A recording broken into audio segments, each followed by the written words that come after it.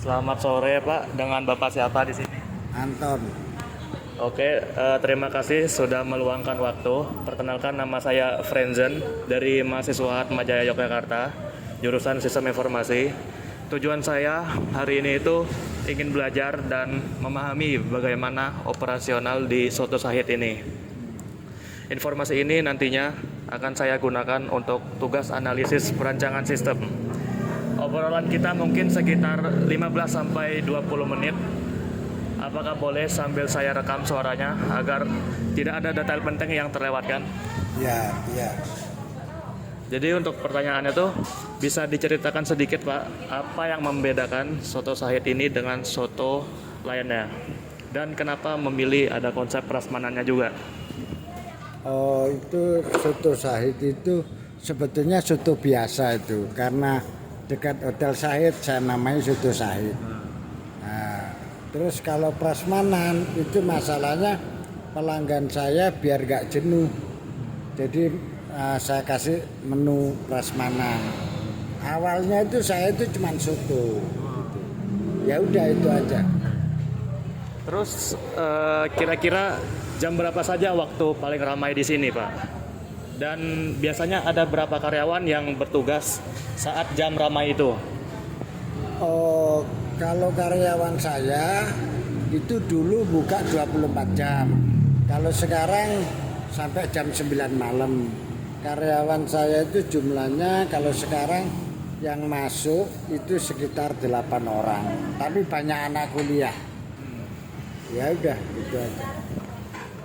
Terus bisa dijelaskan Pak urutannya saat pelanggan datang?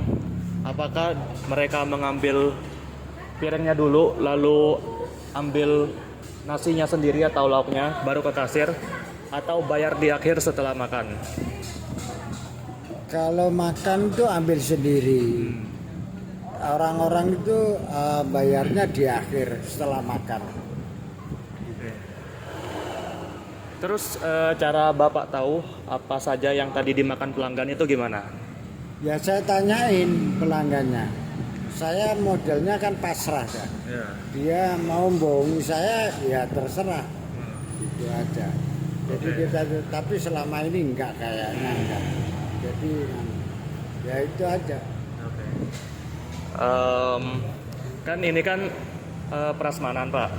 Bagaimana cara menentukan harganya? Apakah dihitung per jenis lauk yang diambil atau langsung ada paket harganya?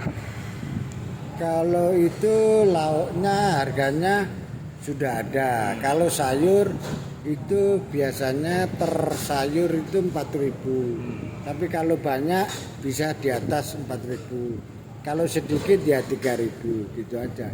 Nasi 4.000. Terus pernah tidak Pak terjadi masalah di kasir? Ini dulu Pak. Apa Mas? Terus pernah tidak Pak terjadi masalah di kasir, misalnya antriannya panjang karena menghitungnya lama? Ya, ya itu yang jelas kalau rame ya pasti yang ngantri tapi nggak dikomplain. Pelanggan itu sudah tahu. Oke Pak.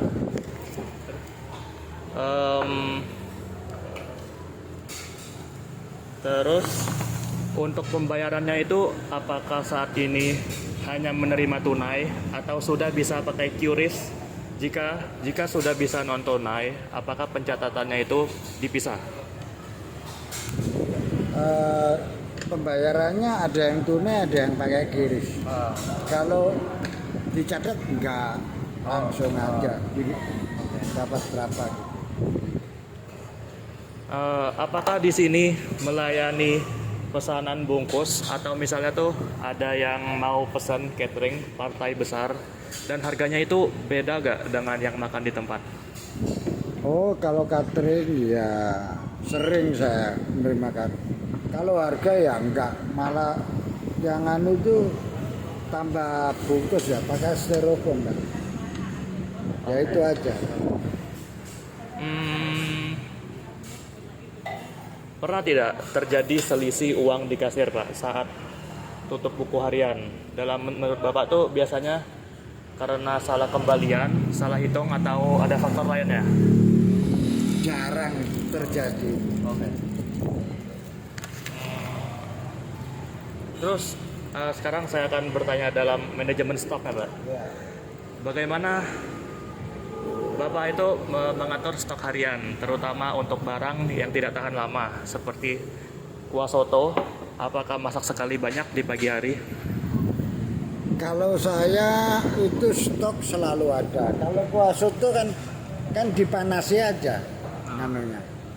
Jadi kalau rame ya kita selalu saya stok kok. Tapi saya usahakan barang saya fresh. Oke. Bagaimana Bapak tahu kalau suatu lauk itu, misalnya telur, tempenya itu sudah mau habis di mejanya?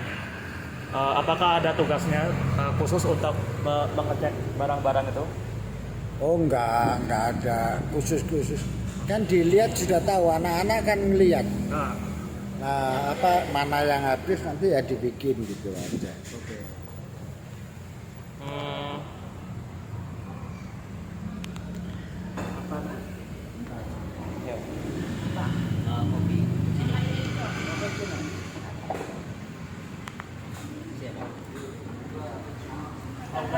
Ah? Gorengan apa?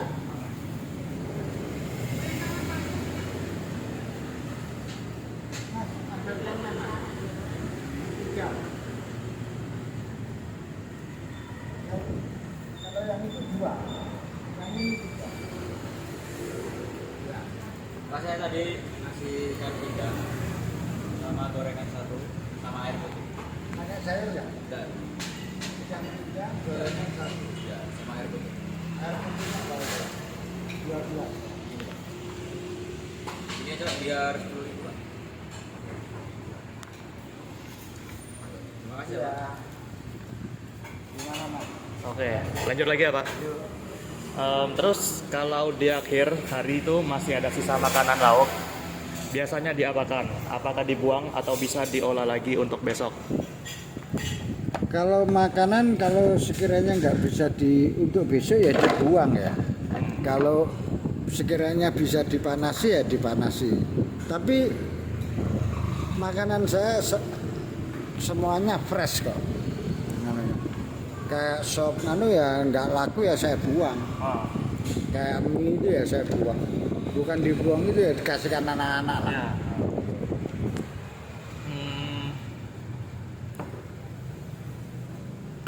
Oke, untuk bahan baku utamanya Pak, seperti untuk bahan baku utamanya itu seperti daging atau beras itu, apakah belanja sendiri ke pasar setiap hari atau diantar oleh orang? Oh, saya sudah ada langganan diantar. Ya kalau kurang-kurang dikit ya karyawan saya yang beli. Terus kalau ada yang antar, cara pesannya itu bagaimana? Apakah lewat WA, telepon, atau dia datang sendiri? Ya WA sudah ada langganan kan. Oh.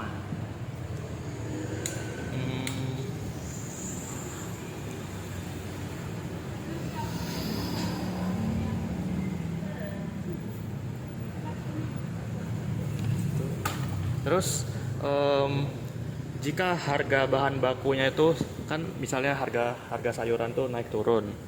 Nah, misalnya tuh harga dagingnya sedang mahal, apakah harga soto dan harga lauk prasmanannya ini ikut naik juga? Enggak. Kecuali kalau hari raya baru saya naikkan. Permasalahannya kan naiknya kan banyak kalau hari raya. Kalau nganu ya naik nganu enggak. Tetap harganya.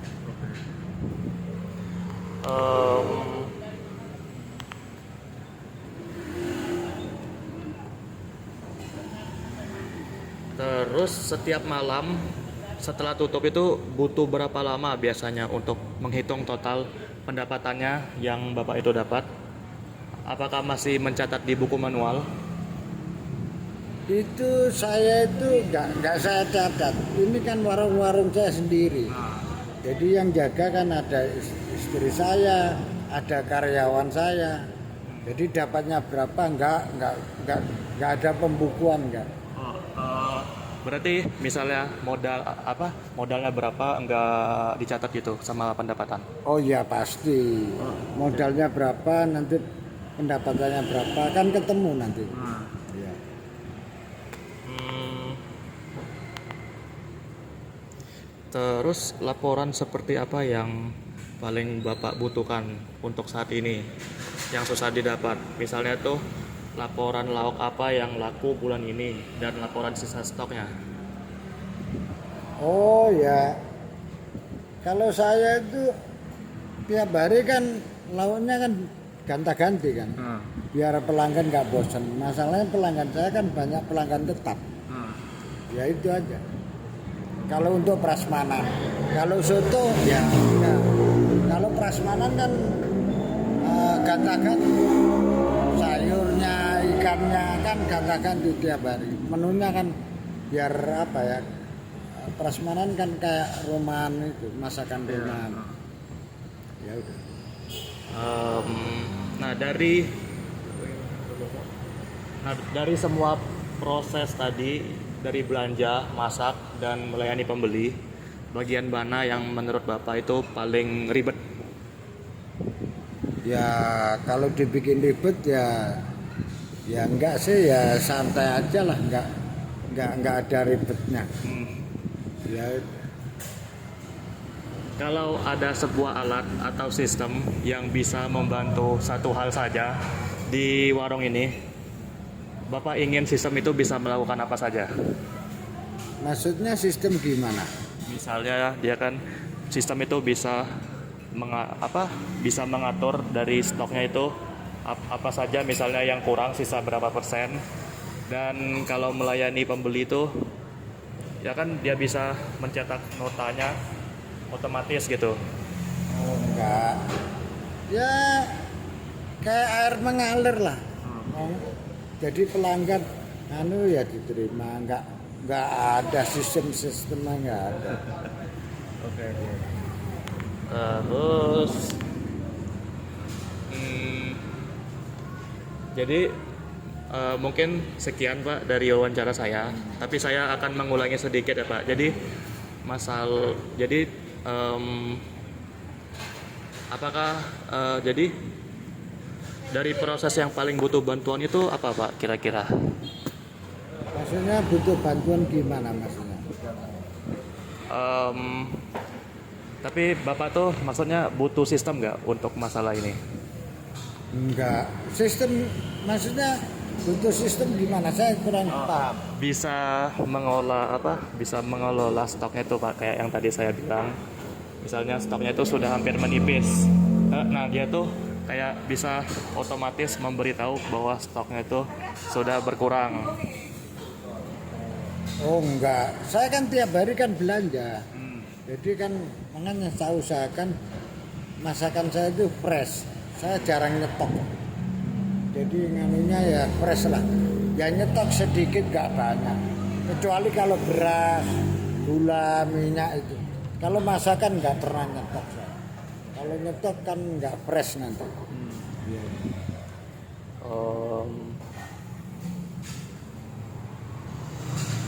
Oke, sekian dari saya Pak. Terima kasih banyak atas waktunya. Informasinya tadi sangat membantu saya. Sukses selalu untuk Soto Sahid Prasmanan, Bu Ninik. Oke, makasih ya Pak. Oke, jadi saya ingin menambahkan sedikit hasil wawancara saya sebelumnya. Sebenarnya tadi siang saya sudah mewawancarai langsung dengan Bu Niniknya.